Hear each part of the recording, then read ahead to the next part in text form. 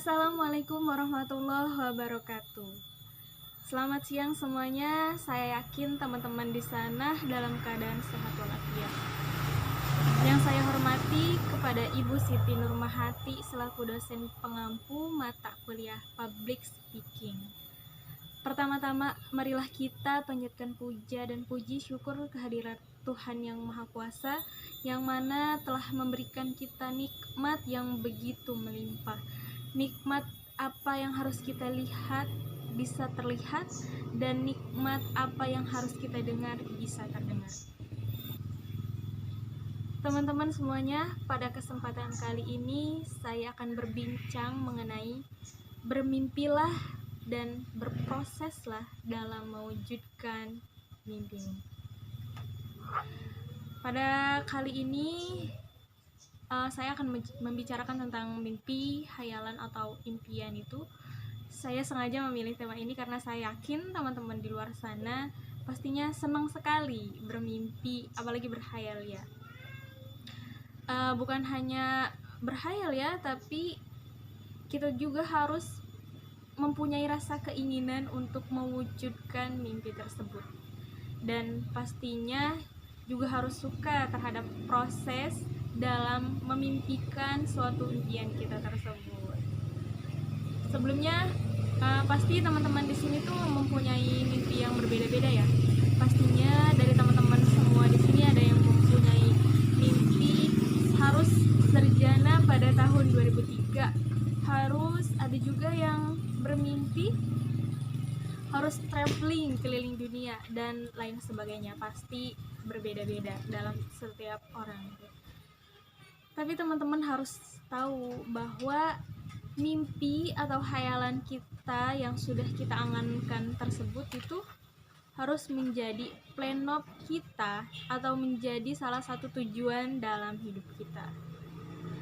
Namun hal yang harus menjadi perhatian teman-teman sekalian, bagaimana sih memulai cara prosesnya gitu, agar mimpi kita terwujud. Dari sini kita mulai perlahan memikirkan arus jalan mimpi kita, teman-teman.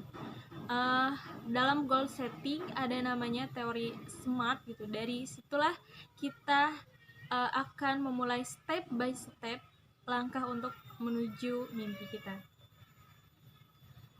Mungkin dari sebagian teman-teman menganggap hal ini tuh tidak penting. Gak usah mikirin yang kayak gitu, ntar aja, gimana nantinya aja. Tapi itu salah teman-teman.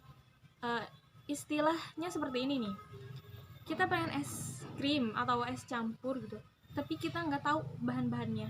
Mau bikin sesuatu tapi kita nggak tahu bahan dan alatnya. Nah, jadi itu sebelum menuju sesuatu yang harus kita raih gitu, kita harus tahu dulu langkah awalnya itu mulai dari mana. Ada yang sudah dalam menuju proses tersebut namun mengalami kegagalan sampai dia merasa harus menyerah. Itu semua bisa kita patahkan dengan cara tidak apa-apa, teman-teman. Tidak apa-apa perasaan kita negatif, tapi action kita harus positif. Pilihan mutlak kita atas sikap kita adalah hak kita, teman-teman. Berbaik hatilah saat masa-masa sulit kita melalui itu. Jadi ketika kamu sedang sedih, ingat apa yang menjadi purpose and home kamu. Purpose dan home adalah suatu hal yang bisa membuat kita bangkit dalam keterpurukan. Ada keyakinan itulah home yang terus mengingatkan kita atas tujuan kita. Setelah itu kita take your time buat merasakan kesedihan, diterima dengan ikhlas. Kamu ingat bahwa kamu harus melalui kesulitan itu, bukan menghindarinya. Manusia adalah tempat berjuang dunia ini untuk menjalankan tugas kita. Masalah akhirnya yang menentukan para pencipta pejuang yang hebat di dunia ini. Pastinya proses mimpi tersebut tidak mudah. Banyak halangan, rintangan, cobaan yang menguji kita dalam jalan tersebut. Tapi itulah proses. Ingat istilah proses tidak akan pernah membohongi hasil. Setiap proses pasti banyak sulitnya, tapi kita harus tetap yakin dengan apa yang sudah menjadi tujuan kita.